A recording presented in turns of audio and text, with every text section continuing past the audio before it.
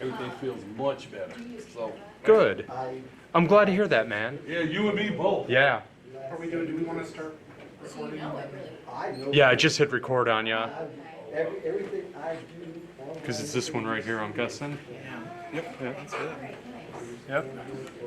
So you're recording. Part of one of the services next door. Pete, if you don't mind being my Background banners and I do it on Canva. Turnouts. feel free to grab snacks and drinks, guys. We'll be sitting in here together. No problem with that. And it just looks so Try to avoid bumping over my oh, you know. Peter's getting karate chop. I used to watch. Will you run? No, No? I'm a pacifist. Oh, I didn't know that. Oh, I had no idea. I had no idea. Wow. That's how I learned how to get to top class and mention it. I would lie over it. And, yeah, yeah. And used to prove it for a while.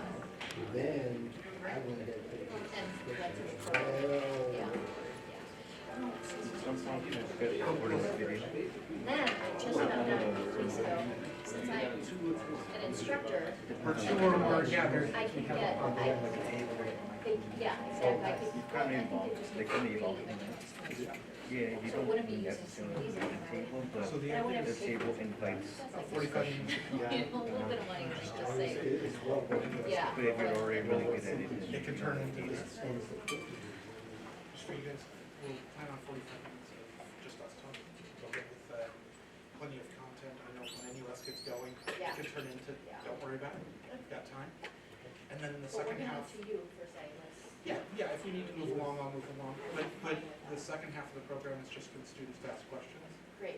And, you know, for those of you who are with us and for those of you who are going to be joining us, the idea behind these podcast series is that we want to create a live environment with students who are asking real questions in the moment from professionals in the field. And so having you folks here is great. We're going to have a couple other groups that are going to be joining us as we go. I'd love to pack the room. We'll be doing another one of these on Tuesday. We've got a great group of panelists that have experience in career specifically. So Did you tell them to sit in the back? Well, this is great. it's a 'cause natural thing. I always pick all my volunteers from the back, so this is great. You've had class with me before, you know how I do things. I see two of you who had class with me. I was wondering if that was you. Huh? I was wondering if that was you. You look like you got younger. You know what it is? It's called messing up when you're shaving, so you Oh. gotta take care of it. Yeah, I'm changing things up constantly right now. I don't know what I want to do. But yeah, no, grab drinks, grab snacks, and then we'll get started in a couple minutes. Thanks to Peter Creighton from WXAV and Xavier fame, who is helping us out with the recording. And then we'll have the recording of this up on the web, and this will sort of be an ongoing thing. So, oh, and this is our intern, Tammy. Many of you haven't had a chance to meet her. She's with us from Chicago State University, working on her master's in career services and advising, like it's all over the place. Yeah. So we're lucky to have her with us this semester, and in our newly formed department. I'll talk a little bit about that too. So I'm gonna give it another minute or two, and then get started.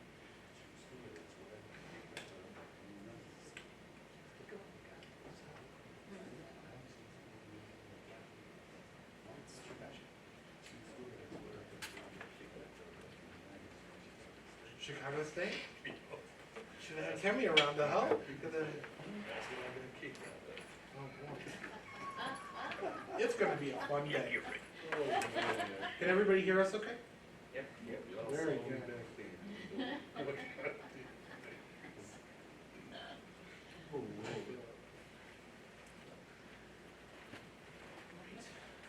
We recording? Yep. All right, can everybody hear us okay? I mean, like, this is such a small room, it resounds. All good? Okay, all right. Awesome. Well, welcome everyone to the first Enterprise Career Podcast at SXU. We're here thanks to Enterprise Foundation grant from Enterprise Mobility, which is also Enterprise Rent-A-Car. They'll have representatives hopefully with us next week, and so they can see it in person. They'd love to get to meet you. They're invested in the students of St. Xavier because they've had some really great employees come from St. Xavier, and so they reached out to us about doing something together, and I wanted to put this together. So I'm excited to have you with us, and I'm excited for us to get a chance to talk about career, to cover some of the things our experts in the field have studied, and also take questions from you as well. So the first half of this is going to be essentially a question, a discussion amongst the four of us, but we're really looking forward to having any questions you might have that we can answer, and we'll work through them together. So this is an open space. So let's see, I'm controlling this from here. Pop in to introductions. Today we have with us two career coaches from the area. The first I'm going to introduce is Mark Anthony Dyson.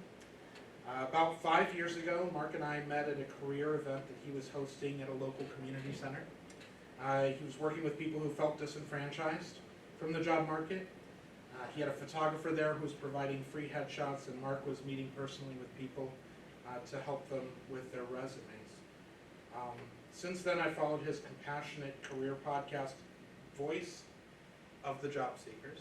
The voice of job. The Voice of, I got it right on the first try. The Voice of Job Seekers on LinkedIn. And we've enjoyed several valuable conversations about career, about job seeking, and about networking. Mark is a prolific writer, thinker, and speaker. He has been featured in Forbes, Business Insider, Fast Company, and SiriusXM.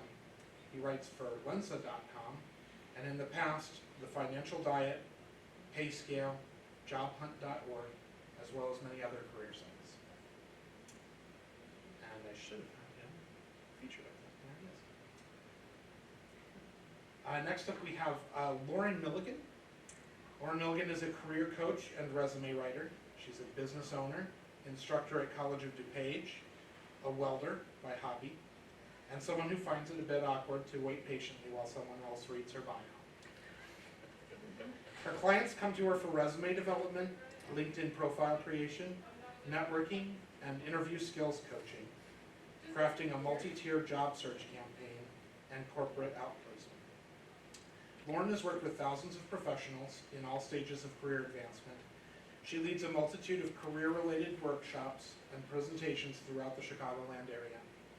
She belongs to a variety of business groups, enabling her to stay current on what employers are looking for in their candidates. Simply put, when it comes to getting your next job, Lauren knows what you need to do to get there. Vince Davis, who some of you may have had his classes. While preparing for today's podcast, I discovered Vince and I share a lot of common threads in our career journeys, beginning with the fact that we both failed out of college our first time through with shockingly low GPAs, which was something we compared. But you didn't think that was how this was going to start. 1.2.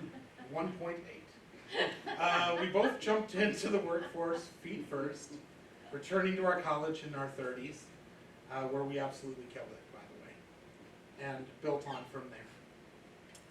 After earning his associates in mass communication, Vince attended SXU and graduated first with his bachelor's in communication, then with his master's in communication and training. In 2015, he began teaching here as an adjunct professor while still working for Ricoh, his employer of 20 plus years, where he worked his way up from mail clerk to site manager. In 2017, Vince was offered a full-time faculty position at SXU. He finished his PhD in communication from Regent University in August of 2023 with a dissertation titled The Family Tree, an exploration of genealogical influence in interpersonal communication and identity formation. So as a first test, I'm going to have one of you tell me what that was again. No. Okay. The dissertation sought to create an intersectionality between communication studies and genealogy, which I think is really, really interesting, by arguing that there's a genealogical aspect to how and why we communicate with each other. So, excited to have him with us today. At SXU, he currently serves as a full-time faculty in the Department of Communications, and for this academic year, He is serving as interim director, Division of Liberal Arts and Humanities. As for myself, I'm up here too. I saved time on my intro by tying it into Vince's. Like Vince, I jumped into the workforce, but as a graphic designer at the Daily Southtown, a local Southside paper. That led to a 20-plus year career for me as a full-time or freelance designer, something I continue to this day. That said, my career's had a winding path with experience in hospitality, sales, technology, and nonprofit leadership. I have a degree in hospitality management from Hilton. I served as a sales manager in Apple's business division. In 2016, I returned to university, studying here at SXU in the art and design program. I graduated in 2019 with a 3.9, a little bit up from my 1.8 of previous years.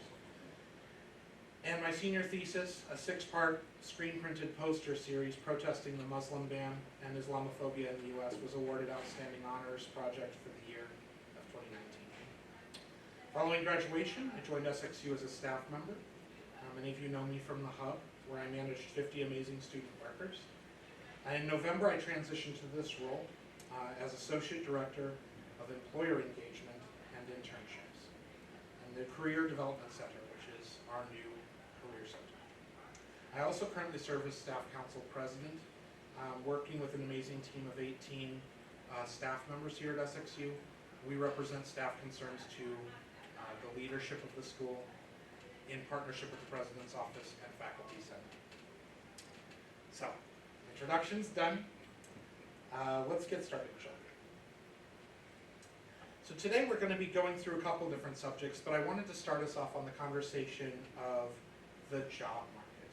And the job market in 2024 is kind of a wild place. To our panelists, I'd like to ask, what do you think is most different now than 2014, than in the past? So Mark, can we start off with you? What's different now that we didn't see in 2014? Sure. 2014, between now and then, probably the biggest difference is that the job market is more splintered than it's ever been.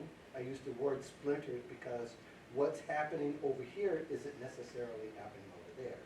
So you take the pandemic, for instance, where you heard a lot about the first 2 job crashes were hospitality and travel. That obviously was impacted. But tech was going really well, right? They would have all these companies that were hiring, and there were people who then began to work from home. Oh, well, that began to be a little bit different. So I think that's one of the big changes that happened.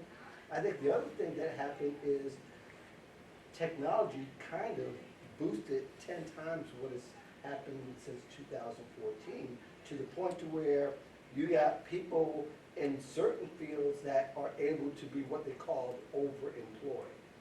And again, in tech and in healthcare, there is the opportunity where those workers can take on 2 jobs. Now, 2 jobs isn't brand new, but when you could take on 2 jobs, 6 figures plus, then you got something.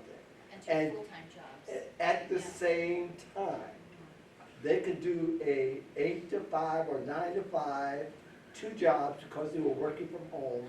They were tech savvy. They knew how to split the difference, so to speak, and they were able to, make a lot of money. So here you have all these people who are making money to pay off their school loans, which is a big deal, and to also pay their mortgages on their houses if they had families, and able to even start small businesses on the side and eventually merge into those businesses. There are other people who actually burnt out, which I think plays into another part, in which we start to really see what burnt out looks like for the first time ever. I mean, we've heard of it in terms of 2014, where people working regular jobs. People were then at home trying to manage the family at the same time because there was no child care. There weren't many other services than food services that were happening at that particular time. So people this was tiring. And then those who were overemployed, the 2 people with 2 incomes working 2 jobs. They said enough is enough after 6, 7, 8 months. A lot of them stopped. But that also brought to light too that people needed help. Even if you didn't have a job at that particular time, you were burnt out job searching. You were burnt out trying to plan for your career. So people were able to start to get help and start to pay attention to their mental health more so at that particular time since the pandemic than any other time that we can remember, at least publicly. 2014, people had mental health care, and a lot of people discovered that the insurance actually does cover it for the first time.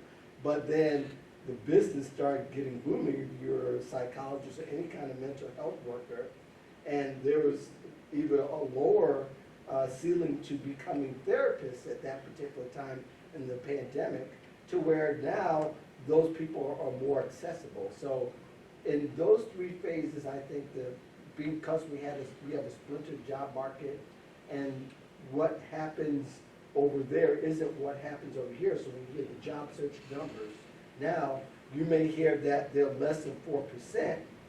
You got to ask, but where? Unemployment is less than. Yeah, right. So you got to ask, but where is it tight, and where are there plenty of jobs?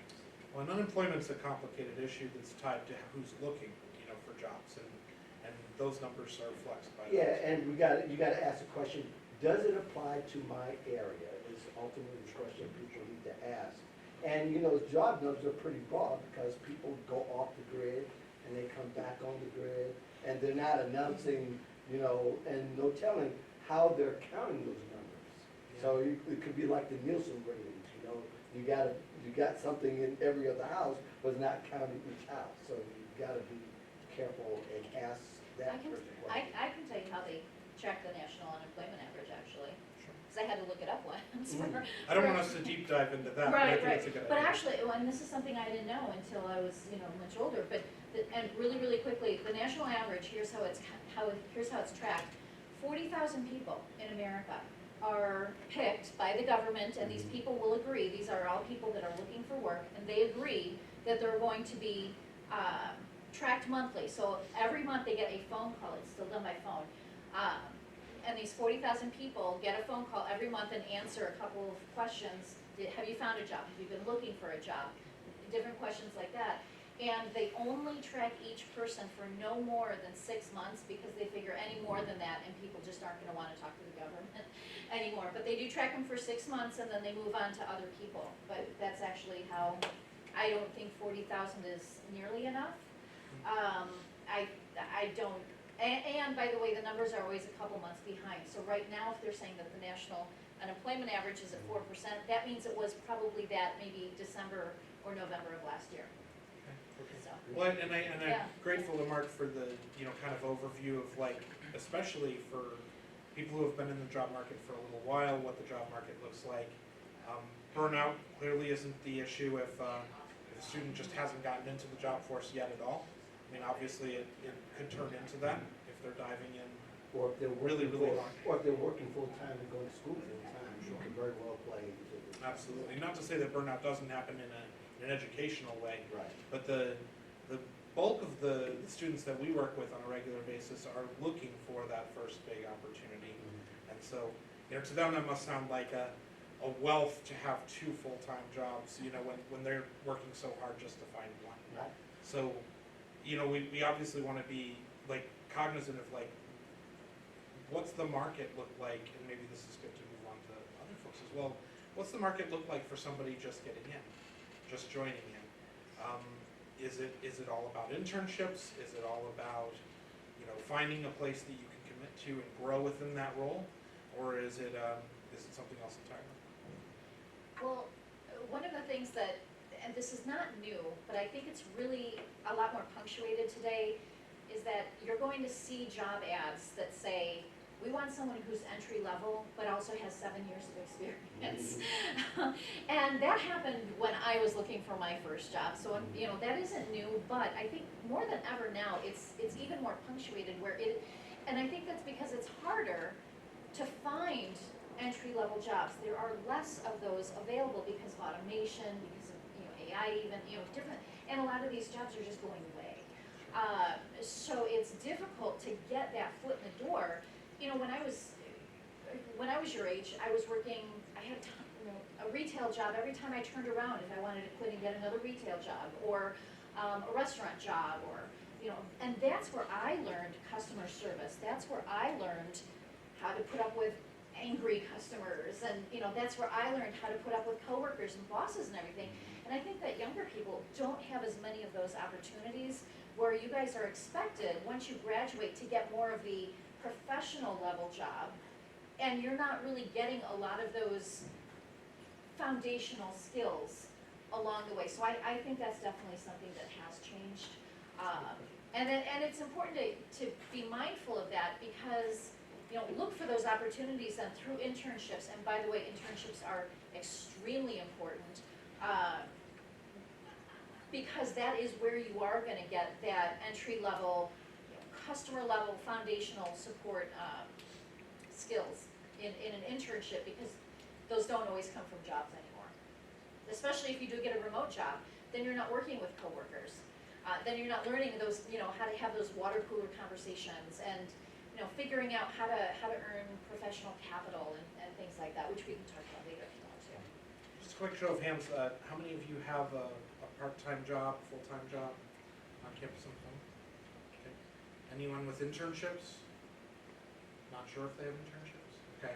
Well, that's obviously an area of growth for St. Xavier right now. And part of the commitment of putting a position in place like mine, where now I'm focused on building internships, especially for the majors that don't have them.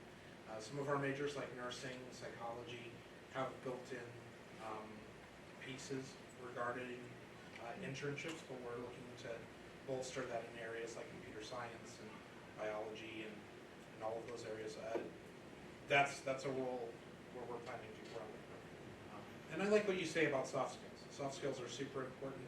How many here know what soft skills are? Okay, let's talk about soft skills. Do you want to talk about soft skills? It's funny, listening to you all speak, and especially listening to you talk about those soft skills. It's just got me thinking about my time with my old company and then my time here. And it's an interesting perspective from both sides, from the corporate side and then from a higher education side. So I say that because one of the main differences, which involves soft skills, between 2014 and 2024 is that I think that the importance of interpersonal communication skills have been diminished big time. And I say that because there used to be a time in the corporate sector where one of the things you had to know how to do is build relationships. And the problem is that because people are so used to using technology to speak for them, people were so used, mainly because of COVID, people were so used to not having to necessarily get out and be in a panel like this. Those interpersonal communication skills went to the backside. So I think that's the main thing. I also think that there's been a lessened importance as far as networking. How many of you understand the importance of networking in the professional world? Explain it from your perspective. Well, networking is so important because getting connections with other people will lead to other opportunities that you can get. Exactly. Like a job opportunity, and that's so good, especially when starting in the job market, because of course you're gonna need experience, and that'll be a great way to get something. To your point, this is another reason why I'm strong. If you had, I see a couple of you have had me in class, so you know how big I am in terms of interpersonal communication skills. You know how big I am on people actually talking to each other. I want you all to think about this. I graduated from here in 2010, but I maintained my relationships with the communication department here. And at the time when they were looking for someone to come in as an adjunct, the lady who is the chair at the time, my name came up. So I wasn't trying to come here and teach. If you had me in class, you heard me tell you this. when it was suggested to me that I start teaching, I told the person who suggested it to whatever it is that you're smoking, stop it, because that was not my intent to leave a job I really, really enjoyed and come over here and teach. But one of the things she pointed out, she said, you have a way with connecting with people and just give it a try for a semester. If you don't like it, you still have your job. Well, y'all said I'm still here. So I tell you that because I maintain those relationships. On the corporate side, how many of you ever heard this old saying, don't burn bridges? Because I think that's another thing that's a big problem now. The way it used to be back in the day, that 2014 that you're talking about, people would give you 2 weeks notice and they didn't burn bridges. Nowadays, I'm hearing more and more people, especially younger people, when you quit, you just quit. But here's the thing, that's the short game. What's the long game? What if you ever have to come back? Have any of you ever thought of that? If you left a place, you might have to come back, because it might, you have, see that? My personal experience was, it was during pandemic, I took up a job with fast food. It was fine for about 3 months.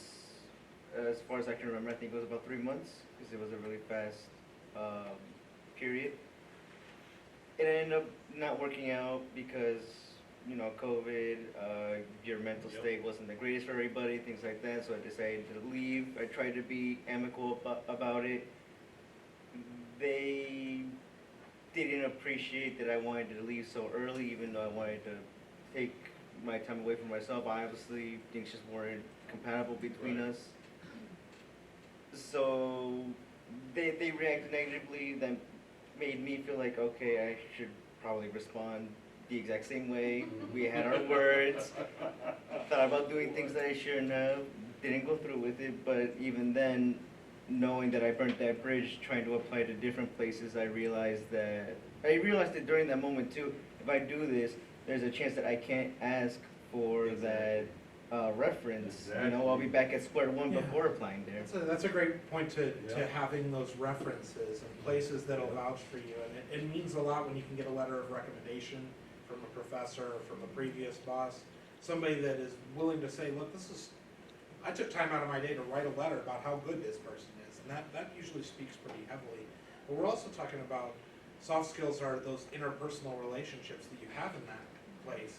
If you leave a place in a lurch, the employees you've worked with who may go on to bigger and better things outside of that company and who might be inclined to reach out to you, especially if you're still LinkedIn, if you're still connected, you want to leave them with a good impression of who you are. And it's that reputation that you begin to build is your brand.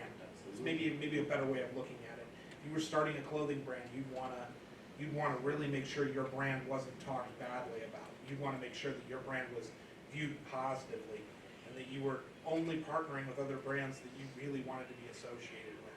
So maybe that talks to that. And the world is so small. It is. The world is so small, and and I'm saying this from the wisdom of of an older person, but you're going to realize that quickly how small.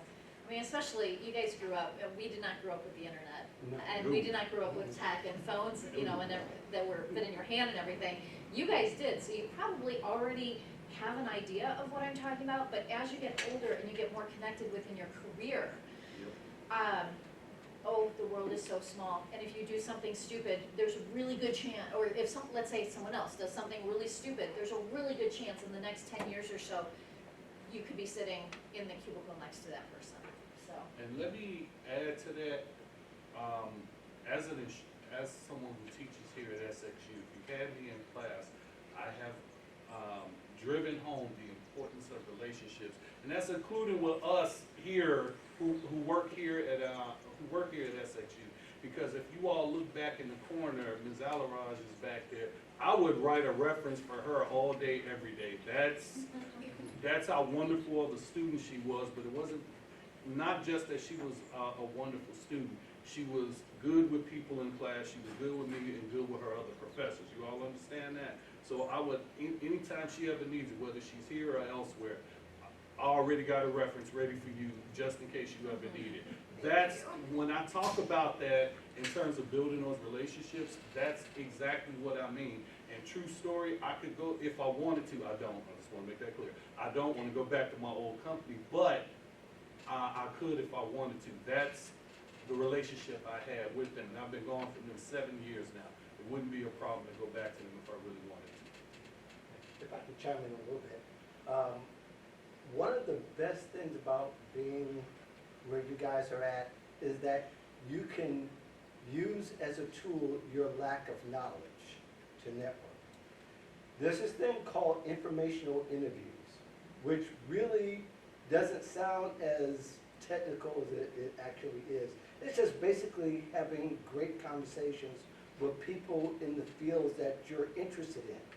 Now, that doesn't mean you'll go into those fields, but let's say you're interested in nursing, which a lot of you probably have. This college is very well known for nursing education, right? So it's really big. So if you want to know how to get from point A to point B or further down the line, you go and you ask that person, hey, can I have 10 to 15 minutes of your time to ask 1, 2, or 3 questions about how did you get to where you are? More than likely, you can make that happen because people honestly love talking about themselves, for one. But secondly, especially if you talk to somebody that's graduated from St. Xavier and you want to have that kind of conversation with them, they're looking for ways to give back. So the likelihood of them saying yes is kind of big. So you'll be able to have those. Now imagine having a dozen of those conversations if you're fixed and focused on a particular area. And you might find out through those conversations, that's not the major you want to get into, then it's time to switch. Or, I really like this, I want to talk to more people. In other words, the more people you're able to network like that, the more information you'll have to be able to make informative decisions about your future. So you're not going in blind hoping that you can apply to 300 or 400 jobs and at least land one of them. That's the worst way you can do that. I mean, you could do that if you want, but I wouldn't recommend it. I know Lauren wouldn't recommend it at all.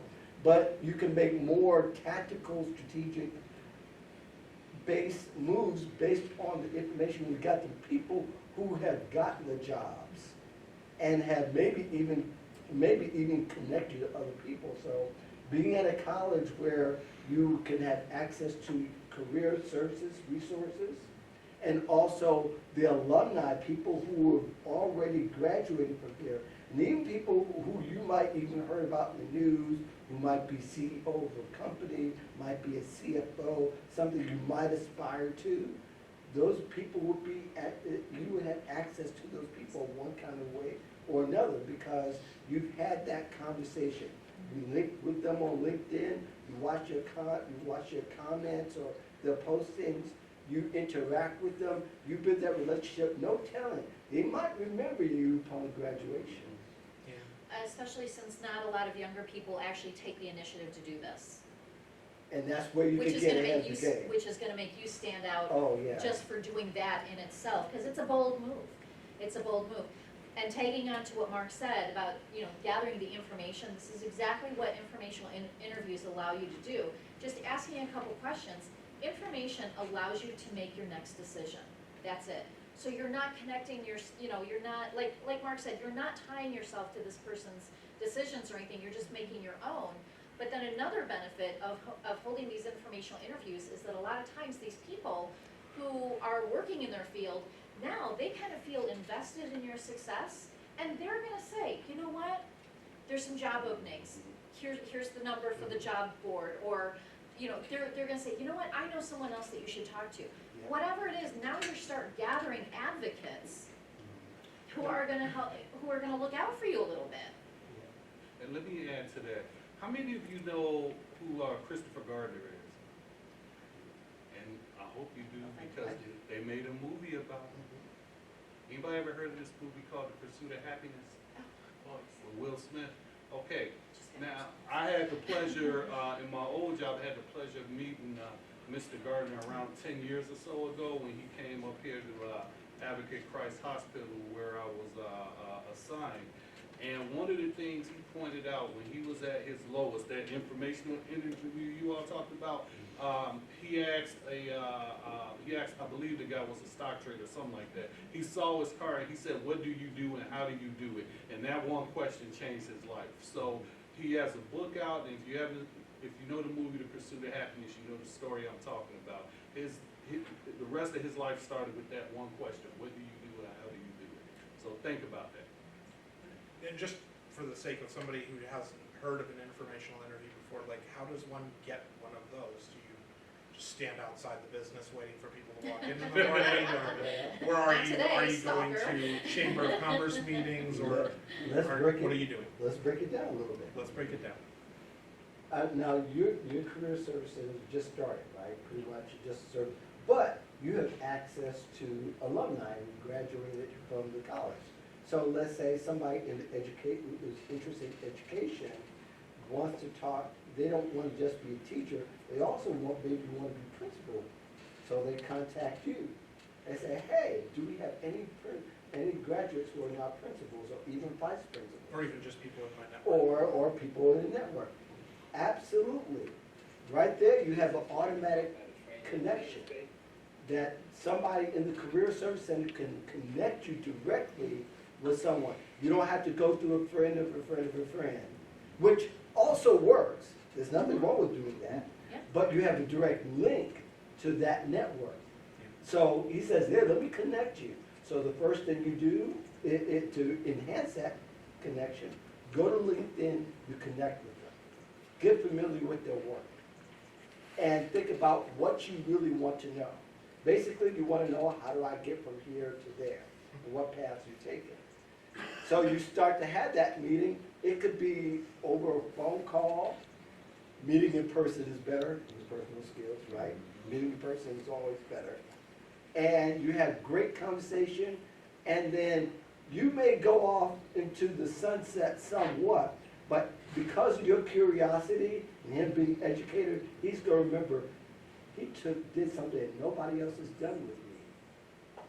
And he's going to remember you if an internship come up, if there's a way to volunteer with the organization he's a part of, where he helps people.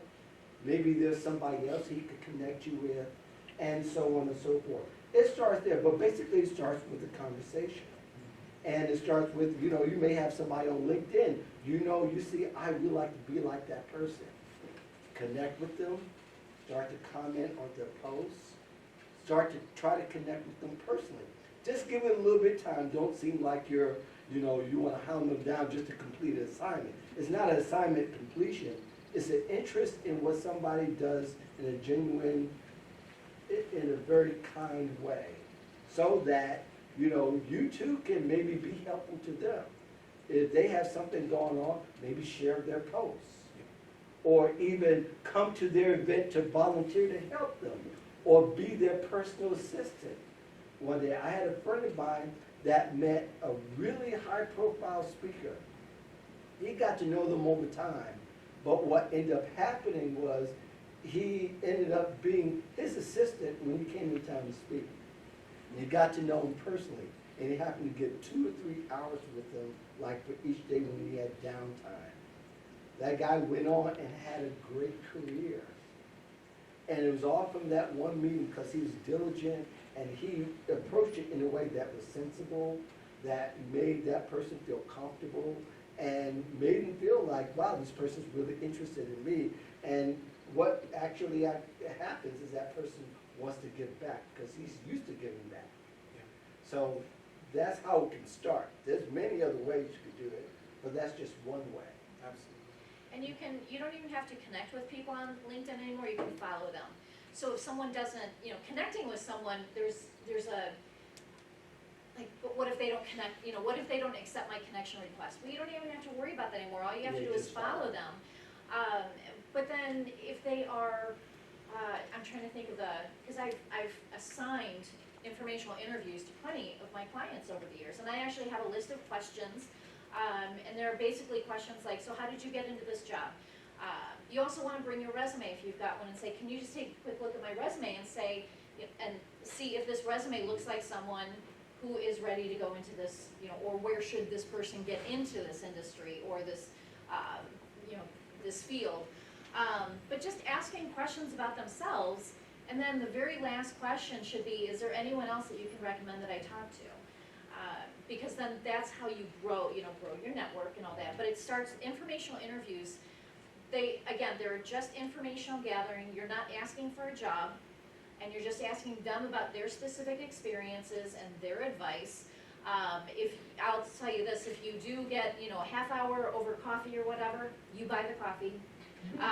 That's just a little neat networking trick.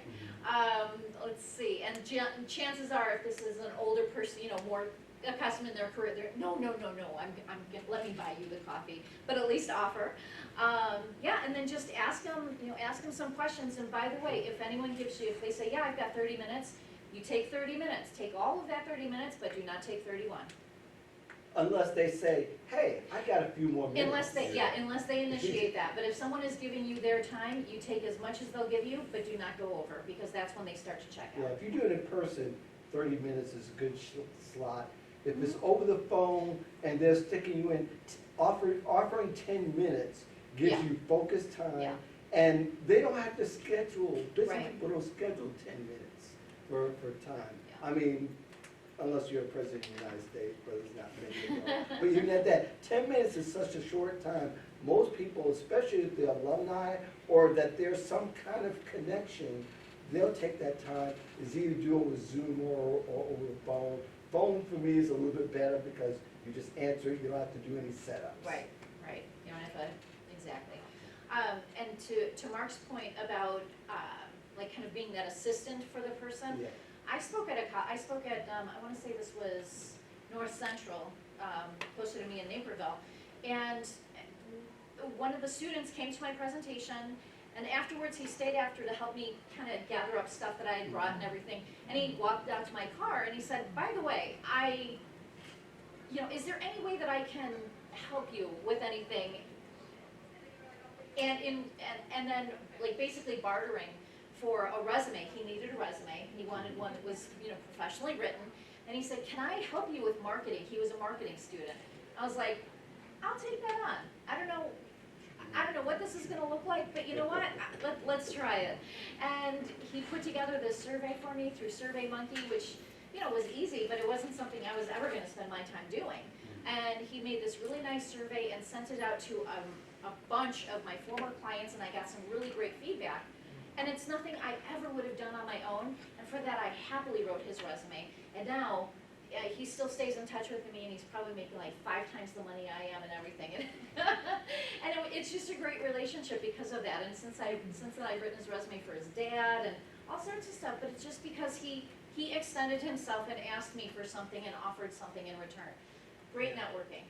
And soft skills, tons of soft skills all over there. Agreed, and I love the viewpoints that are being expressed here. I think this is really valuable stuff. What I would say is, it may sound transactional.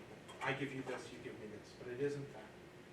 If you go into it with the mentality that you have to get something out of this, you have to get a job out of this, you have to get that offer, you have to get the next person's name, you're putting too much pressure on the person that you're working with. You're going into this under a sense of general gratitude that you're trying to get in, that they want to encourage young people to get into because it makes their field better. I agree with the viewpoints of saying things like, what can I do? What would you have? Does your organization target people coming straight out of college? What are the things you want to see most from somebody coming out of college? What are the things you would want to see most from me? And leaving it open-ended like that, it can allow them to think up the things that they want to do with that. They'll go there themselves. And in the same way, I would not want it to be an abusive thing where they're like, I just want you to build my website for me or something like that. Never go too far out of your way either. It's going to be a beneficial relationship both ways. It's got to be professional. It needs to be, above board. And we want to encourage those types of things, but that is the essence of networking, is to leverage off of other people's strengths and their connections, and then they can do the same for you. You both help each other long term. How many, quick show of hands, and I know you're students, so this may not be where you're at yet, but how many of you are on LinkedIn? Just so so I've got an idea. I'll tell you this, What? I'm on You with it. are? I am, You are. very much. Well, I'll say this, I don't know about Vincent James, but, I would say between the two of us, I mean, I know I have over 5,000 connections on LinkedIn. I'm guessing Mark is around the same. 11, yeah, almost 11. Oh, okay. So he's got like twice as much as I do. Not that much. Yeah, not that much. I'm about 1,100, not 11. And one of the things I tell everybody is, apparently Mark says this twice as much as I do, but one of the things that I say is, connect with me because I'm connected with so many people. Once you're connected with me, then you can look through my connections, see if there are specific people that you want to talk to. I am happy to make an introduction, happy to do that, and quite frankly, I wish I made more of them. So these are all ways that you can, tap into other people's networks. It's not difficult. I mean, you don't even have to get out of bed to do that, connect with us and just start going through our connections and say, you know what, these could be people that I would love to talk with, whether it's just over the phone or in person or just a LinkedIn message or whatever. This is what these tools are for. And you would be surprised sometimes at some of the connections you make, because one of the things I do outside of teaching here, I love genealogy. And when I tell people my story of how I got into genealogy, that's what ended up leading to my dissertation work. And I bring that up because if you go on my LinkedIn, you'll see a lot of people associated with the world of genealogy on there, besides some people that I just like following anyway. Matter of fact, when I completed my master's, way back when, what was that, 2013, when I completed my master's, one of the people I interviewed via email, but I interviewed one of the co-founders of Ancestry.com at the time when I was doing my master's, and it's a gentleman by the name of Paul Allen, and if you look him up, he was one of the .com founders from back in the day, and he's just constantly building upon that, even to this day. So yeah, he gave me a lot of insight about what Ancestry was supposed to be back in the day, how it was a free service. If I recall correctly, I think one of the things he mentioned was that he believes that information, like that should be free. And as you all probably know, places like Ancestry is a pay-for-play model. You know what I mean? So, but that wasn't what he wanted. So that's just something to kind of help kind of guide you in terms of following people on LinkedIn. What are you all interested in? You see what I mean? And then you can kind of take it from there also. It's impossible to keep up with your friends and coworkers 10 years from now without a tool to do it for you. It is. It's impossible unless you have a. Yeah, Rolodex. Unless you have. Oh, man. Don't say words that don't mean anything now. Rolodex. Does anyone know what a So- Rolodex no, is? no Is one that does. a, yeah. Move on. We're the Gen Xers up here, so. Well, you're a Gen Xer, I'm a little Baby bit. boomer. Oh, really? Okay. We're banning the word Rolodex from future. It's impossible to keep up with the people that you know and Oh, with that's what's funny. going on in their lives without social media in today's world. What LinkedIn provides you is fingertip access to that information years and years later. So I worked at Apple for several years, 4 or 5 years, and my Apple peeps have gone on to other great careers, other really interesting things that they do. What I end up doing on LinkedIn whenever I'm thinking about a job search or looking for anything in particular is I'll type the name of the business in and it'll tell me who I'm connected to that works at that business. And I'll say, Alex and I worked at Apple together, and now he's working with whatever this new startup is that's happening on the north side. And oh gosh, he's the CFO, he's the Chief Financial Officer there, and that's crazy. And I knew Alex when he was a genius, behind the Genius Bar fixing people's phones. And so like, that feeling, that connection that you have to them, and reach out and say, Alex, what's up? I'd love to talk to you about what you're doing here, looks like it's really exciting, let's get coffee sometime. Those kind of connections, they may not seem like they're there now, but establish links with your friends and your classmates that you find interesting, and you're gonna grow together in that way. It's pretty neat. So I'd like to open the floor up to questions. I'm also gonna hand out a couple flags. Mark, while I'm handing these out, if you could talk a little bit about phishing scams and about how some of the dangers prevalent. We're gonna get a color set for each of you. And then if any of you have questions about, any communication you've had with a business that didn't seem good or bad, I want you to throw your questions out and they can give you a red flag or a green flag on what it says to them. And if you don't have any questions, I have a couple of scenarios that we can go with. Yeah, it's quite a long discussion. I'm gonna try to break it down in a few minutes. We'll try to do it from 3 to 5 minutes. Yeah. And see, Let's do that. and we can go on from that point. You can follow me on LinkedIn and also Twitter as well, or X. Twitter. X, I'm sorry, X. Still. Still I know, Twitter. yeah. to me. It's But, still Sear Sour. Anyway, so job scams, a little bit of history, if we go back to 2014. Mostly you heard about job scams when it comes to older people. They used to get an email or they've got some kind of message to say, apply to this to get a job since you're looking for a part-time job or a full-time job, apply here. And somebody would send you to a site, you click on it, and all this malware, all this phishing software would appear, and it would ruin your computer. But now it's so much more sophisticated than that because technology has grown. And if you think of job scams, basically now, job scams is just not somebody behind a desk doing something to ruin your career, ruin your computer. People want your private data. They want your private information. They want your money too, but your private data is more valuable to them in this day and age than the $200 or $300, $400 they ask you to give, you end up giving because you were a victim of a scam. And basically they're masqueraders, they try to be angel of lights, so to speak. They try to come as close to the real thing as they possibly can to you. So you have these scammers who can now make real websites to make it look like St. Xavier's website. Except with a few exceptions. It won't be as deep, it won't be as intricate, but it can have you fooled if somebody sent a job scam throughout all the people with EDUs on the end of it. All of you have like St. Xavier, extensions for your email, right? So what happened at Purdue a few weeks ago, guess what happened?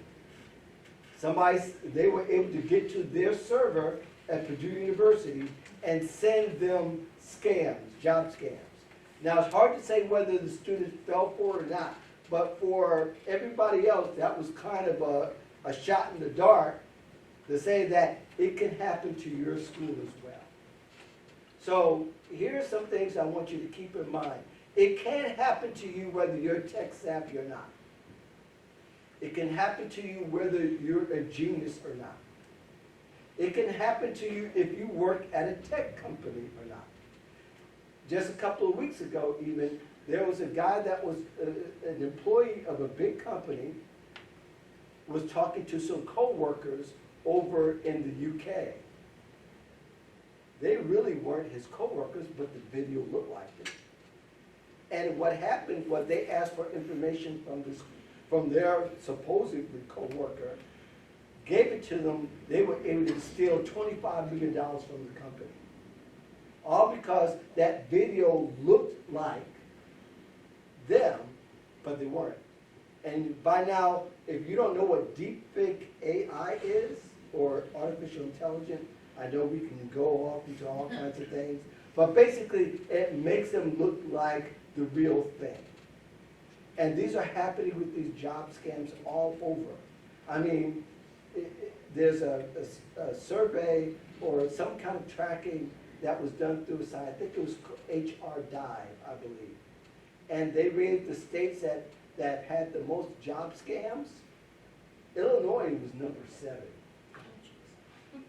So I'm not saying this to scare you and all that, but I'm saying this so that you'll be much more aware of how these things come about. Basically, they come in forms of big false promises, giving you a remote job and you can make $80,000 a year for doing very little, which is probably most below your skill set as it is. But can you imagine getting $80,000 just to be a student? I mean, that's how easy it is. And they'll use real names of people who are actually on staff at those companies to fool you. And they might even be a recruiter or a hiring manager. If you were to go on LinkedIn and check. Now, LinkedIn fortunately has this built-in verification where if you were able to connect with that person and ask them, are you really recruiting for that job? They tell you no, it's a scam. But having said that, if you do feel like there's a scam coming on, you should report them, you should block them, and feel free to send messages to the FTC, the Federal Trade Commission, or the BBB, the Bigger Business Bureau. They're happy to take those calls. And I would say even Illinois, our Attorney General, he'll be happy to take that call too, because Illinois has acted against scammers and was one of the first ones in the whole country to start to have laws that start to regulate people, scammers from calling on the phone. So you should be aware of that. And it's going to come, you're going to confront it at some point. Everybody has, whether they have or not, especially if you're on the social networks, you see them all the time. But they can come and confront you. You should take the extra steps to verify to make sure that people are real, because they can say whoever they want to, and they have the technology to look like whoever they want to make a fool out of you and whoever's involved with you. Yeah, and we say these things, I love that. We say these things out of a place of caution, just like we would talk about road safety. You know, you're gonna drive, there's drivers out there who are not good drivers, and you have to be careful, and you have to look both ways, and that's what this is. The chances of you getting 3 or 4 of your deep fake, that's not gonna happen to you right now. The chances are likely that a place will reach out to you and say something along the lines of, we would like you to apply for this. We saw your information. You didn't apply for this job. We saw your information online. We thought of you. They don't know you. And we would like you to do this, but we want you to cover the application fee. You know? That's what, yeah. That No never- legitimate business That's is one gonna way. ask you to cover That's the one way. The other Never way red was, flags, you know, like, was- you know, that's where we're at. yeah, the other way was, when we got you and we got your information, now we need you to order this equipment from the third party. First of all, companies that have money are never gonna send you anywhere else but to get it from them, larger part because of security reasons. But ultimately, it's a ridiculous ask, but very smart, tech-savvy people have fallen for these things. Understand that, again, these scammers, they want to come as close to the real thing as possible. You know, don't forget the devil only had to change one word for Adam and Eve. You think about it. And that's what I mean. Well, as opposed to eating the apples, didn't God say you should eat the apples? Or did God say that kind of thing? You guys are the Catholic people. But my point being is that very subtle differences can make a difference between your financial and your well-being. So never pay to get a job. No. Never Ever, pay ever, ever. for an application fee, never pay a recruiter. There are some scams out there where recruiters will say, well, I can blast your resume out to a bunch of companies.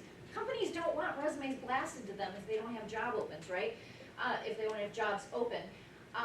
But then they'll want to charge a fee for this. That is a scam. The other thing, and this is something I teach all my clients to do, if you are, and by the way, there are many legit jobs that say where the employer will find your profile on LinkedIn, or they'll find your resume on Indeed and say, you actually do look good for this. And that could be completely legit. And that's where the question comes in, is this legit or not? So I've got a lot of clients that send stuff to me, and I'll do a little investigation. One of the things that I always do on LinkedIn, if you get contacted by a recruiter on LinkedIn, because 50% of them are real, 50% of them are fakers. You wanna take their profile picture and do a Google image, reverse Google image search. And if that picture comes up where it's been posted 100, 1,000 times or whatever, then you know that's a scam and just block that person.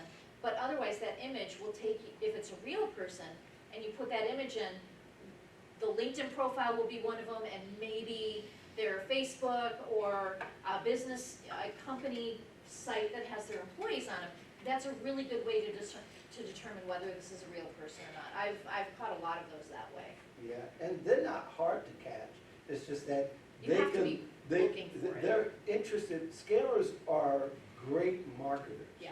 They're expert marketers. In other words, they'll lure you in just by saying something really that sounds great to you. Well, they're preying on job seekers. And they're preying on They're job. preying on people who are looking for a job. And that's the thing too, getting ahead of the game of your job search now will save you all that trouble later on, because a lot of people who are desperate, they go, man, it sounds good, I've been looking for 6 months, I need to apply to this and take, and you get caught up that way, and you go down a road that's very hard to come back. Yeah.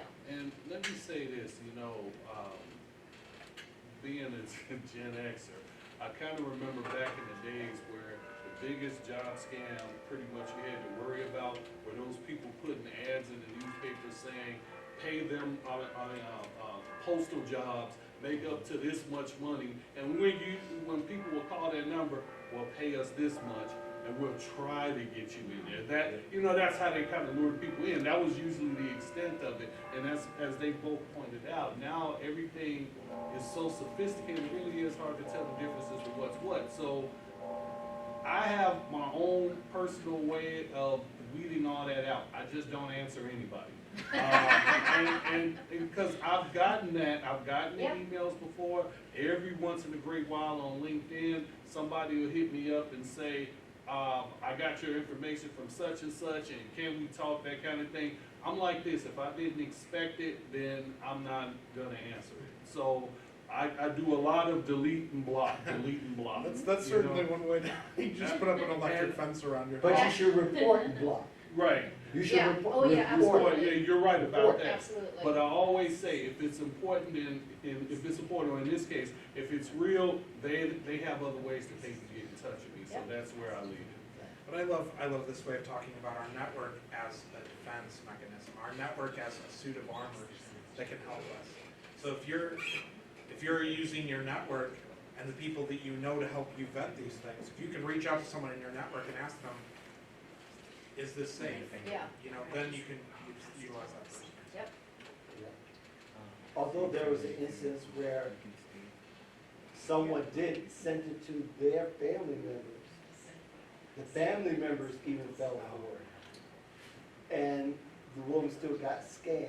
But I think it depends on if people are aware that it can actually happen. Because if you send it to a bunch of people who are not online, who never, was scammed, or not even aware of it, of course, they're going to be in the same boat that you are if you're not aware. This is to bring about awareness so that it can happen to you. When it sounds too good to be true, start to ask a lot The of feelers questions need to go out. and That's when the red flags need to go out. and start vetting like crazy. Last week, I believe it was, there was an article in the Washington Post, and the headline was, "Get over yourself, you are not too smart to get scammed." And I was just like, yes, Yeah. yes, exactly, because they are working overtime on trying to find that little in to everybody, even the smartest. Do any of you have any examples of message you've been sent, whether it was Instagram, whether it was LinkedIn, whether it was something else where you were being told that you had been found, and that, has anyone had any job offers or fishy? I'm sure you have, especially on Instagram. It says, "We love your profile. Come get featured on our page." I only had 25 followers. Go figure. But yeah, that's an example of subtle scam. You ignore it because you know it's not true. Yeah. But having said that, though, you've seen it now, so that's how subtle it can actually happen. And And there are people falling for them, the and things that people, you guys that's tell why us they over. keep doing it over and Yeah, over. right. They do it over and over because they've succeeded. There's a level, you know, all of them are different levels of who's gonna fall for this one, who's gonna fall for this one. Yeah. I'd like to open up the floor to student questions. We want to be able to do this at this and the next one. If anyone has questions for the panel, now's the time to ask them. You know, you don't have to pay a career coach to talk to them today. You know, Yeah. we've got this available Right. for you. And so it's like, what would you do if somebody put you in a room and said, you've got some time with a career coach, what do you want to ask them? That's what I'm doing right now with you. So it's a good opportunity for you to ask questions that other students might have but are afraid to ask. Pressure's on. You all ought to be glad you are not in my class. Don't I make them talk? Which Thank brings you. about a lesson here. If you go to a job interview and don't ask questions, this looks bad on you. It does. It does. It looks bad, just so you know. I think there's a hand up, I don't know if there's a hand up or he's fixing his hair. You can do both. You can fix your hair and For an interview, what would be some good questions to ask? I'm happy to Yeah. spearhead this. Start that. Okay, so, amazing question, really, really good question.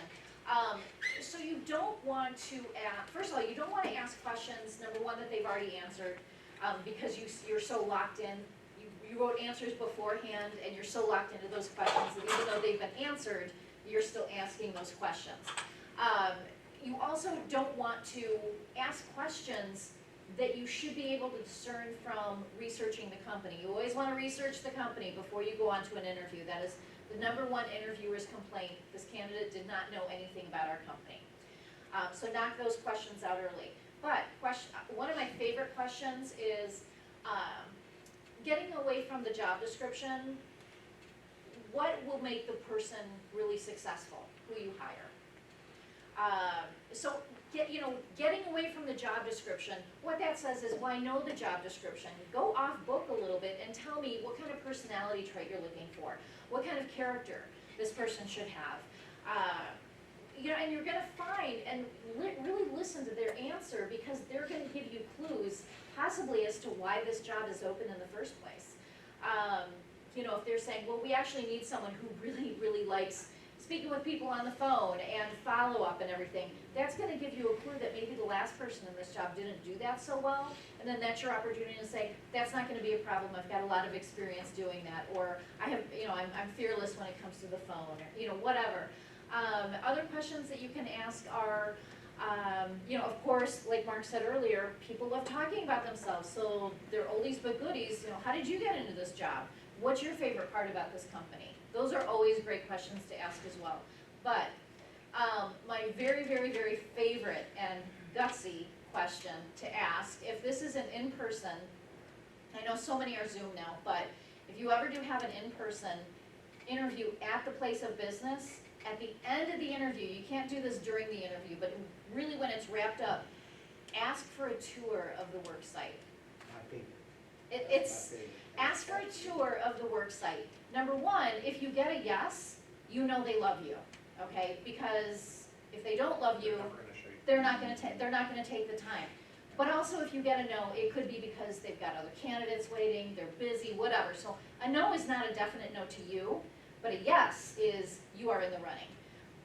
But if you do get that tour, then it changes, the dynamic changes. It's no longer interviewer and candidate, it's host and guest.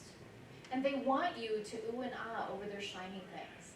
Oh, this is such a great workplace, or look at the view at this office, or everyone looks like they're working like in such a great team, or whatever it is, just ooh and ah over their shiny things.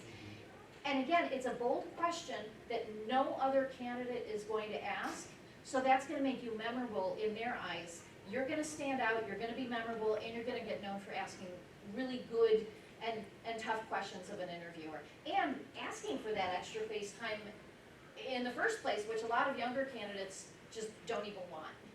Most candidates are going to be like, what am I trying, red knuckling it until they get out in the car, like, oh my God, I can breathe again, it's over. So you're actually asking for a little bit more face time with your interviewer, makes all the difference in the world. informational interviews are a good training ground for interviews. Yeah. I don't know if you understand the gravity of this, but all these are different phases. The more you're able to ask questions and have great conversations, you'll be less afraid of having that major conversation when it comes to employment. Because then now you have a whole lot more insight. You've already talked to 12, 15, 20 people already about it. Now you're just interviewing, if you've done the research and you know what questions to ask, you've learned, you can remember exactly who you learned it from and why it's important. So that will translate to the interview. Absolutely. No better line than to say, I was talking to so-and-so Yeah. at such and such a place, and they told me their biggest challenge was this. Is that something you guys face here? Because, I mean, you're competitors with, or they're a similar market to you. And that shows that you've not only been talking to other people in their field, that you have a good understanding of it. I'd just like to say, a lot of times when you're in an interview, they may see you and start to like you and see you for another job entirely than the one that you're interviewing for. It could be a much better job. It could be a job that they say, oh man, they've got the skill A little set bump up from that'll go entry into level. this other thing. Yeah. Those are the best opportunities, and they only come from that level of comfort that you can build. They have to be able, just like when you go clothing shopping and you see something on the rack but you haven't tried it on, you really don't know what that's gonna look like on you. It's only until you go and put that on yourself that you can really envision yourself wearing that. That's much like how the employer is with you. When you're sitting there in front of them all stiff and giving the quiet little answers, they're just looking at you. It's when you start to have that back and forth conversation with them that they go, I could talk to this person every week. I can see talking to them. I can see them around the office, and then that's where the tour of the office comes in. Yep. As you're walking around, they're like, they fit in here. This is good. They're a fit for this office. Building that rapport, building that rapport in little ways is just absolutely essential. Getting back to soft skills, Yep. being able to pick up on those little cues of following a conversation. Not going personal, not taking it away from a professional bent, but just knowing when you can laugh or drop a little joke or, just make a comment or something. That's a skill. I mean, it really is a skill. And let me throw in there too, just sitting here thinking about it. Don't be afraid to ask questions that determine an organization's culture and your organizational fit within that particular company. And these are important for a couple of reasons, because number one, let's talk about organizational fit. You can see the job listing, they can tell you pretty much everything you want to hear, but that doesn't guarantee that you are the best fit for that job, even if you get hired for it. So one of the things I've done, over the years is that I've asked questions, something along the lines of, okay, so you say this would be my job, this would be my job, and they kind of lay out what I'm supposed to be doing, and then I just throw it at them. Based on my resume, how do you see I would fit within this organization? And sometimes that's throwing people off because nobody expects you to ask something along those lines. Or you can ask something along the lines of, in your time working here, what is your assessment of the workplace culture? What is your assessment of how these particular teams work together?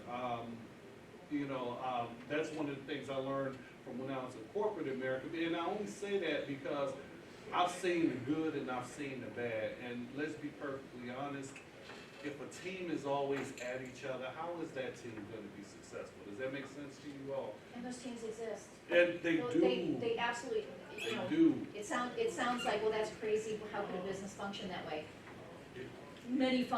I'll tell you something, my red flag when I was in the working world before I became self-employed, my red flag became, and because I got myself in these situations, if ever an interviewer told me that, we're a family, that I'm out.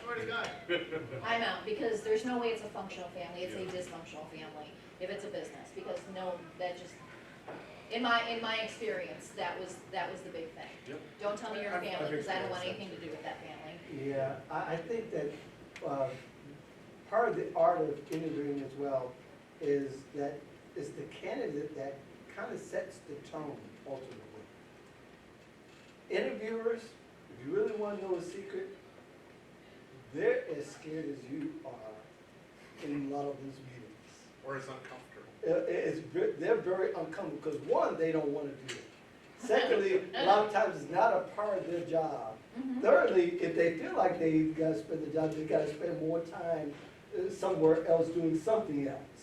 And fourthly, sometimes they even try to get out of it, or they bring other people who have nothing to do with the job in it. And if you've had the practice and getting the internships, doing the information interviews, just tying everything together, can help you be in control to the point where you can kind of diffuse the bomb before it goes off.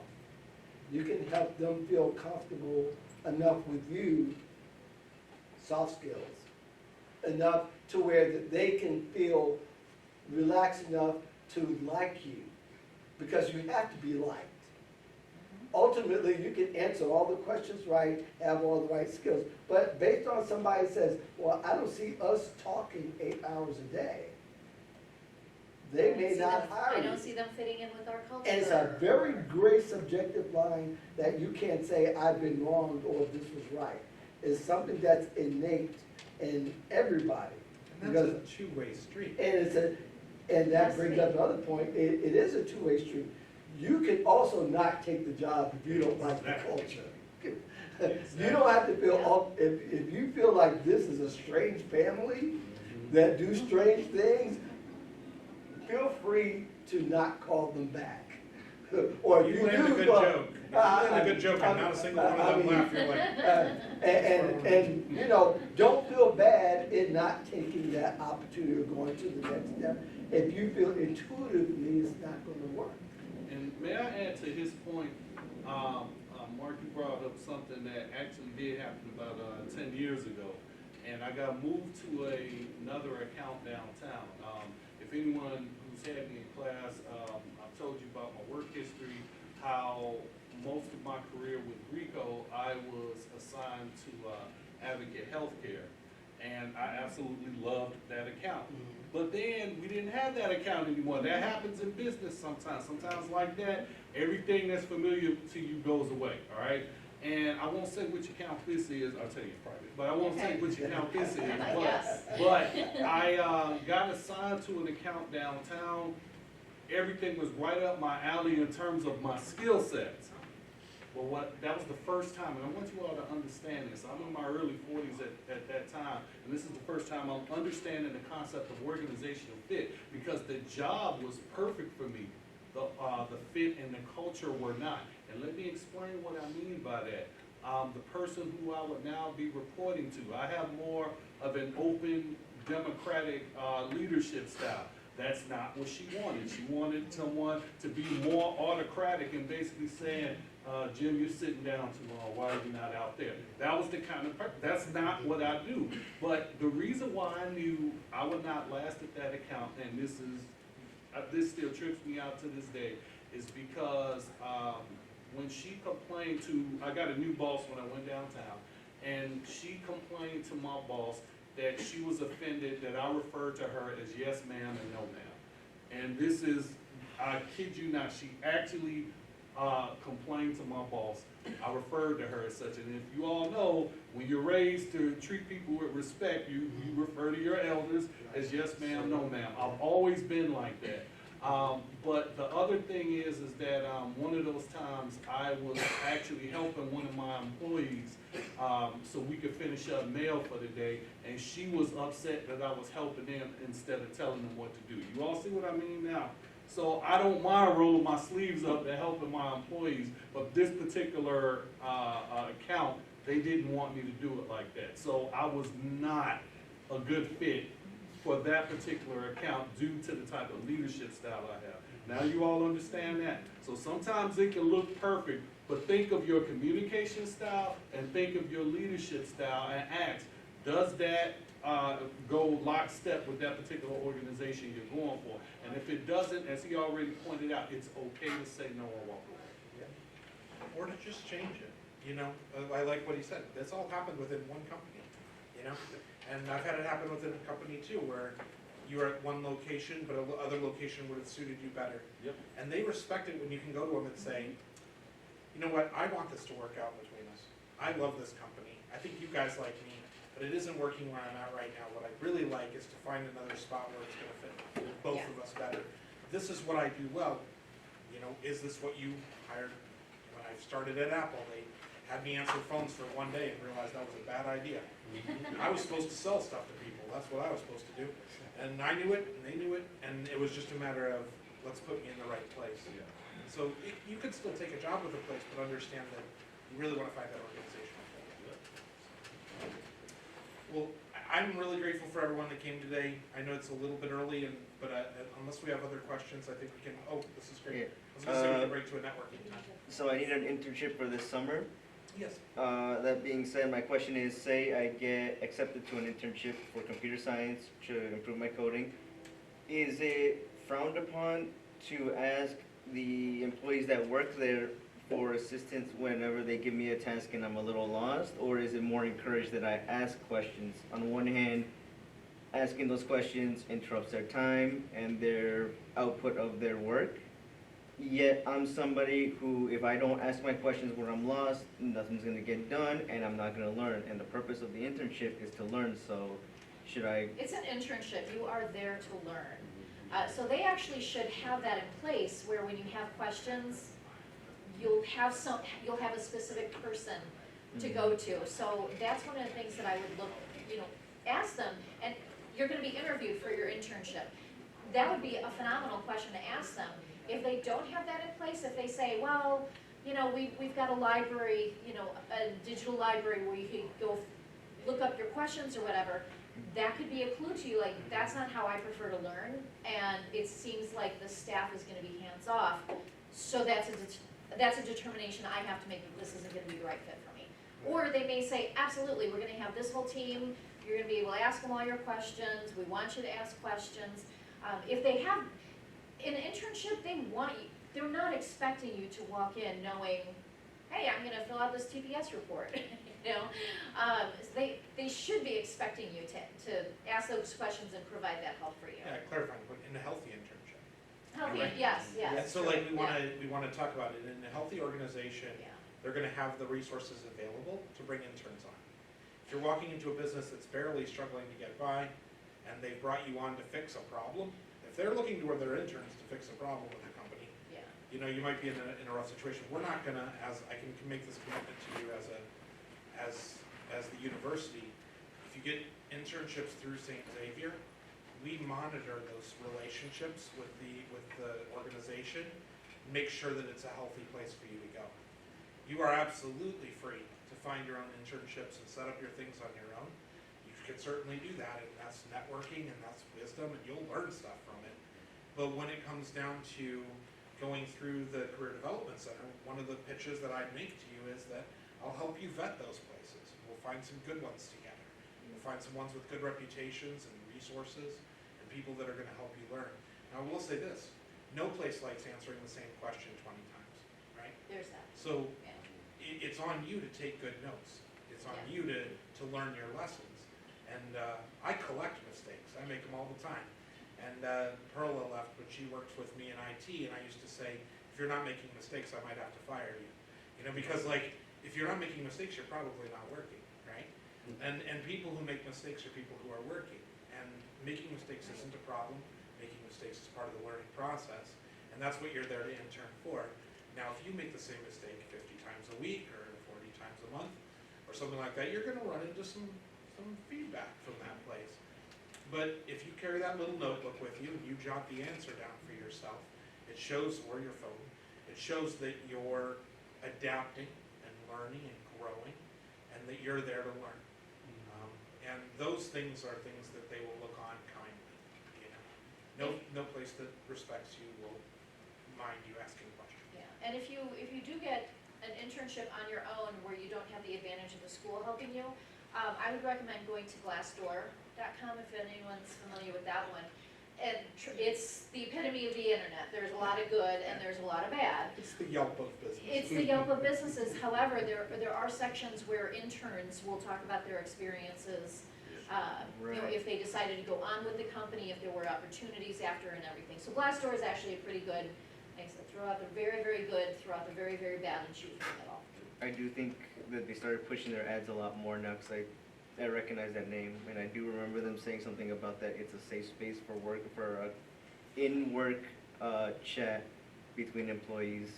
I just didn't know that that also extends to internship. It absolutely does. It's funny that they're saying they're a safe space because they've, it's been proven, people could go and leave reviews on their companies. But it was proven that employers would like basically stand over their employees and force them to write good reviews.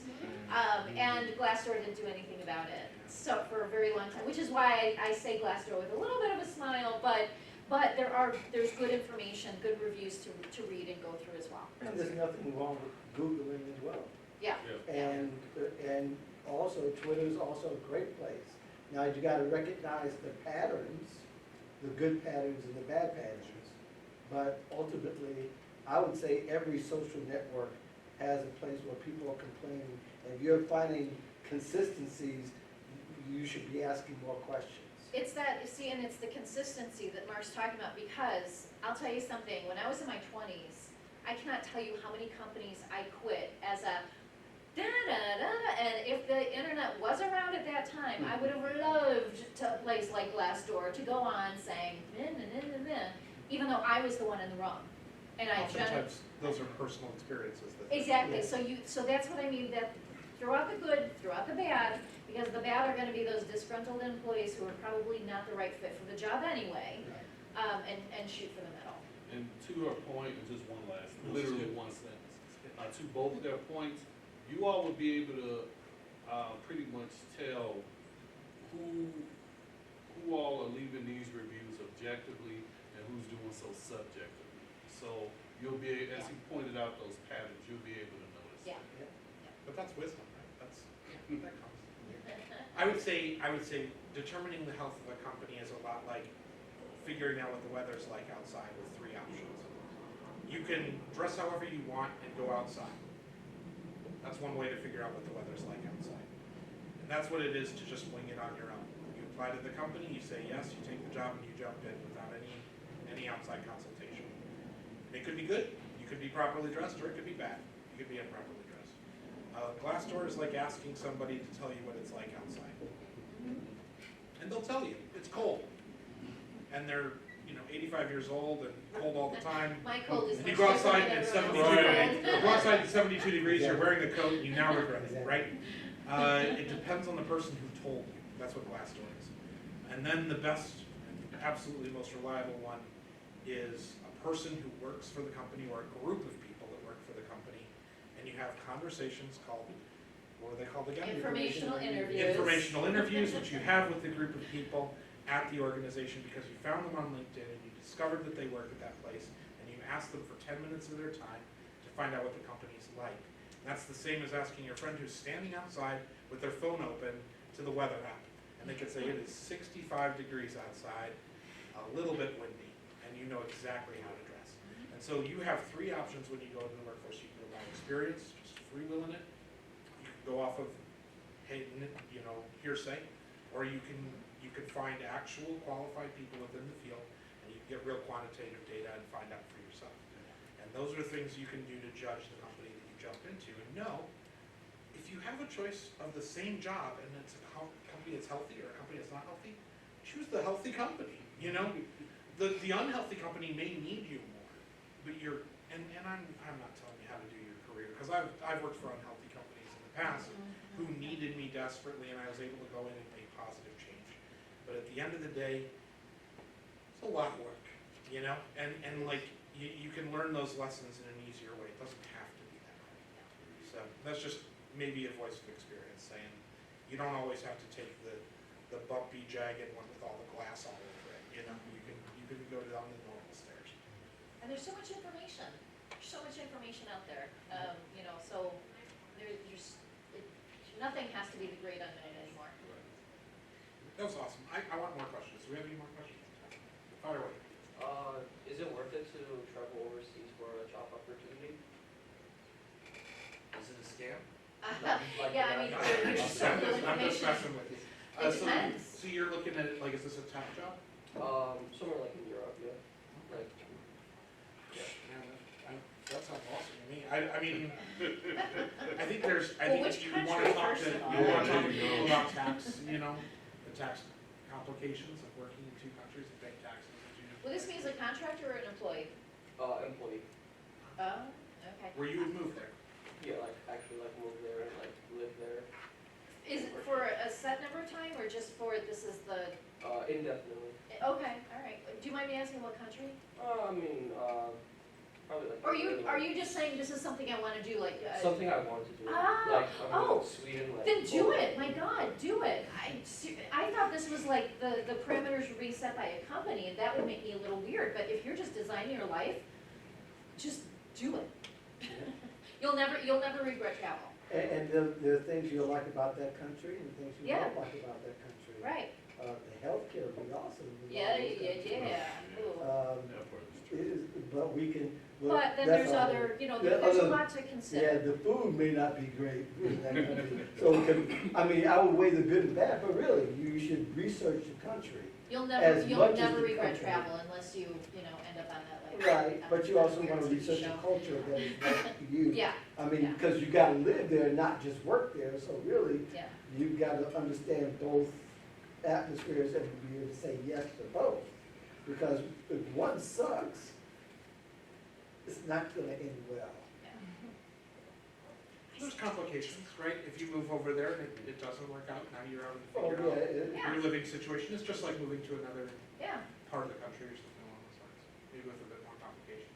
But I love the idea. Now I wanna figure out what you're gonna do. I'm looking to get into like game design or game development. Oh, like Japan. Yeah. I mean, probably. No, there's, like, I have companies. a friend who did that.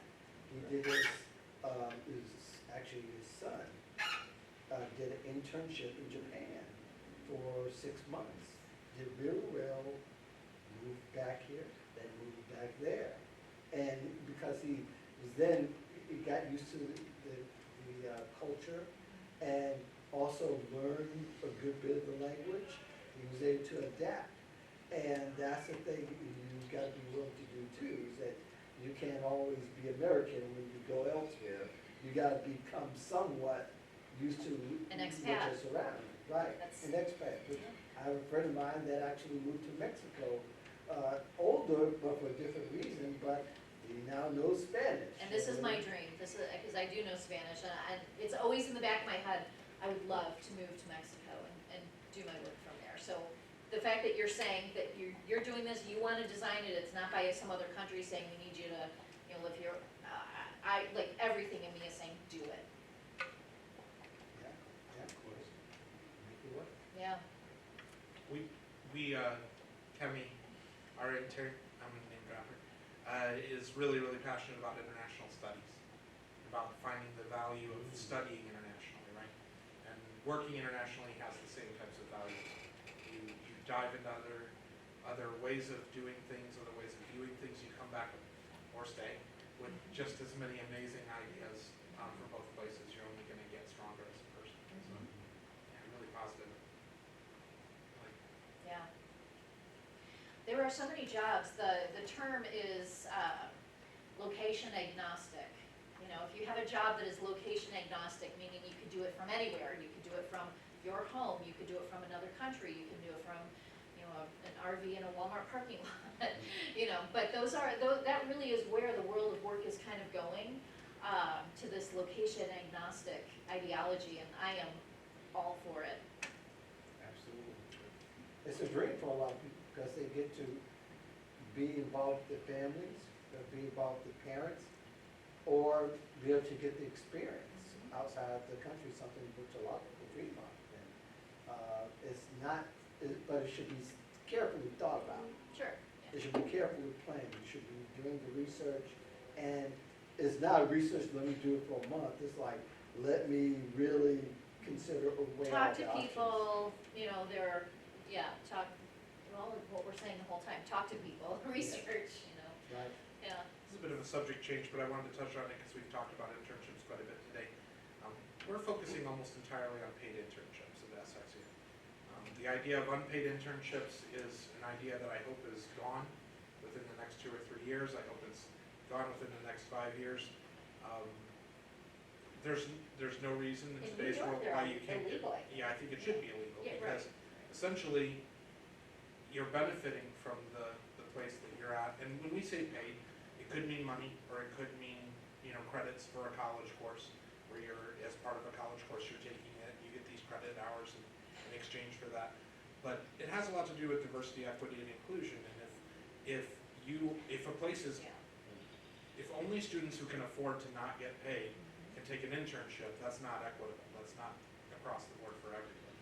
We want to make sure that everybody has the opportunity to get these things. So from St. Xavier's commitment, we're pretty close to making a commitment to only paid internships, whether it's credit hours or pay, and preferably both.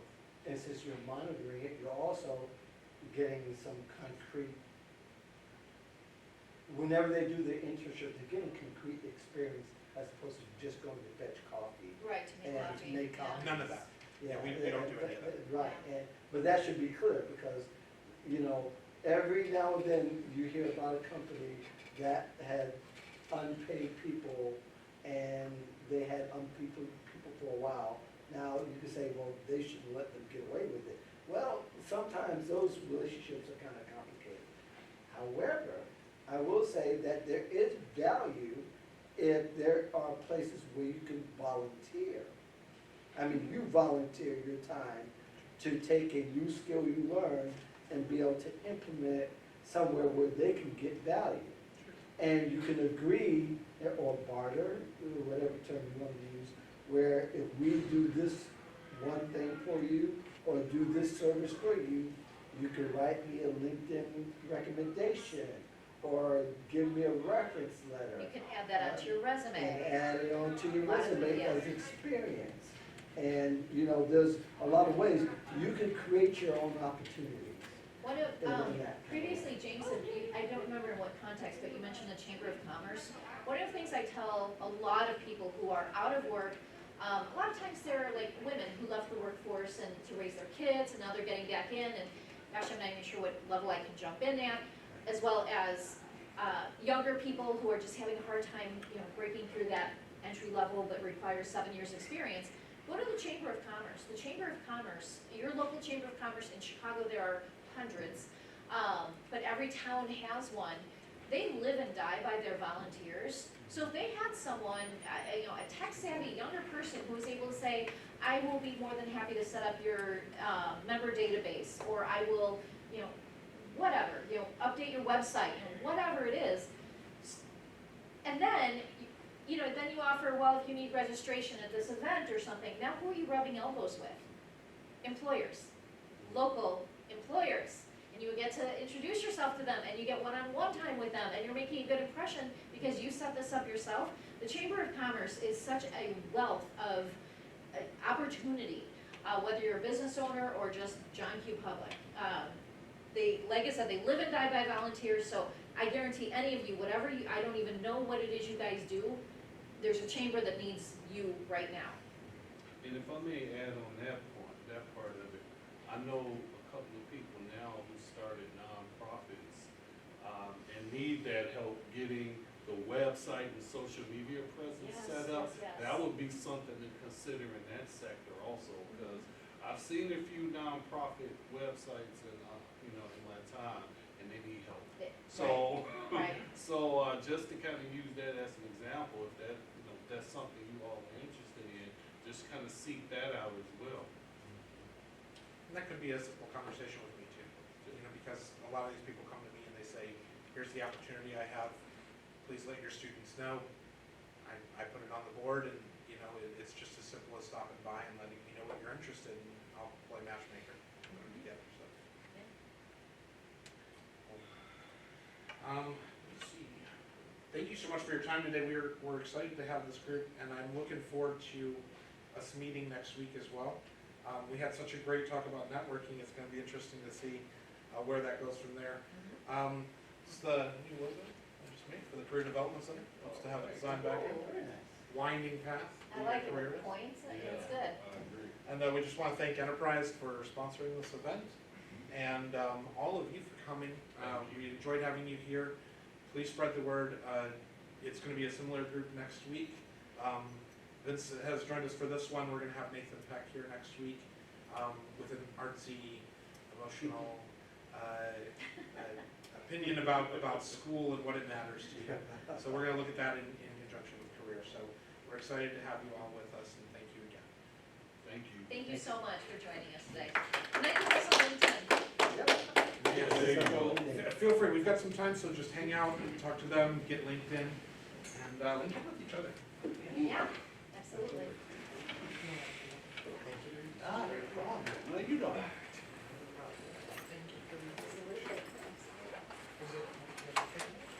Yeah.